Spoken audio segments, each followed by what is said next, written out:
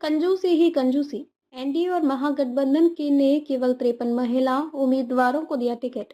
वर्ष 2023 में महिलाओं के लिए एक तिहाई आरक्षण का प्रावधान किया गया, लेकिन बिहार चुनाव ने पार्टियों ने वादे भूल दिए। सरकारी नौकरियों में आरक्षण के बावजूद राजनीतिक भागीदारी में कंजूसी बढ़ती गई। एनडीए और महागठबंधन ने मिलकर केवल 53 महिला उम्मीदवारों को टिकट दिया। वर्ष 2030 में संविधान संशोधन कर राजनीति में एक तिहाई महिला आरक्षण का प्राविधान किया गया। तब प्रतिष्ठित राजनीतिक पार्टियों ने आधी आबादी की राजनीतिक भागीदारी को बढ़ाने का खूब बढ़ चढ़कर वादा किया था। मगर बिहार के विधानसभा चुनाव में जब महिलाओं को टिकट देने की बारी आई तो पार्टियों ने अपने वादों को भुला दिया। टिकट देने के मामले में पार्टियों ने महिलाओं के प्रति अपना रवैया नहीं बदला। रोचक यह कि सरकारी नौकरियों और पंचायती राज व्यवस्थाओं में महिलाओं के लिए 50% आरक्षण का कोटा लागू है, मगर जब राजनीतिक भागीदारी की बात आती है तो पार्टियों के हाथ पांव फूल जाते हैं। तभी तो 33% की राजनीतिक हिस्सेदारी देने के बाद पार्टियों के लिए सिर्फ वादा ही साबित हुई है। इस तरह विधानसभा चुनाव लड़ने का सपना देखने वाली आधी आबादी हाशिए पर रह गई है। ये हाल उस आधी आबादी की है जो पुरुषों के मुकाबले विभिन्न चुनावों में मतदान करने में बढ़ चढ़कर भागीदारी निभा रही थी।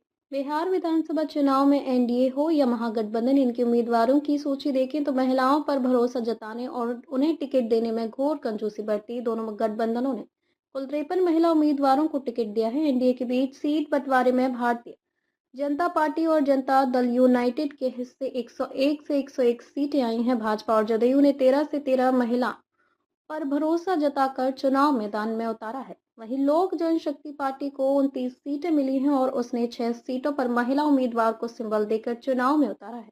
केंद्रीय मंत्री जीतन राम मांझी की पार्टी हिंदुस्तानी आवाम मोर्चा को 6 सीटें मिली हैं। 2 सीटों पर महिला उम्मीदवार जरूर दिया, लेकिन मांझी ने पार्टी की किसी महिला कार्यकर्ता पर भरोसा न जताकर अपनी समधन ज्योति देवी और बहू दीपा मांझी को चुनाव में उतारा है। इसी तरह पूर्व केंद्रीय मंत्री उपेंद्र कुशवाहा की पार्टी राष्ट्रीय लोक मोर्चा को 6 सीटें मिली हैं और 1 सीट पर महिला उम्मीदवार को उतारा है, मगर कुशवाहा ने भी पार्टी की किसी भी महिला कार्यकर्ता पर भरोसा न जताकर अपनी पत्नी स्नेहलता को उम्मीदवार बनाया।